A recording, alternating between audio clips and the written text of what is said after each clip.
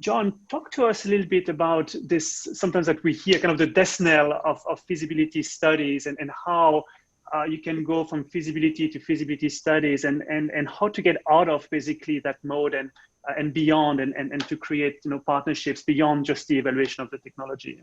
It is something a small company in particular needs to be immensely cognizant of.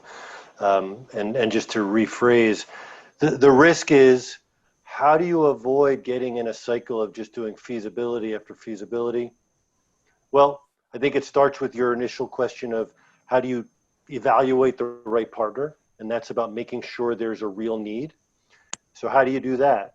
One approach we take is basically nothing leaves the door free, right?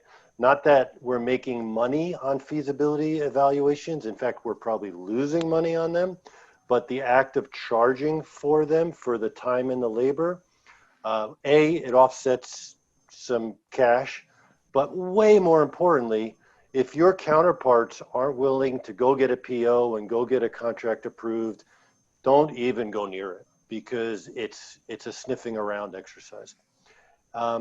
So that's one thing that comes to mind. The second is making that step from feasibility to the next approach. We sort of see it as three steps. One is feasibility. It's a valid thing. It's got to happen. It should be on the order of a few months at most, so it doesn't go on forever. The next step is more of a, let's say, an in-depth analysis to something else.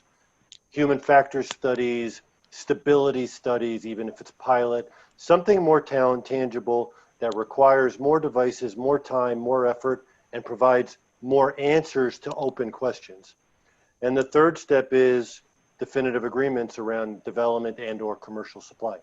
You have to be stepping in that direction, or you run the risk of becoming a feasibility engine, which you don't want to be.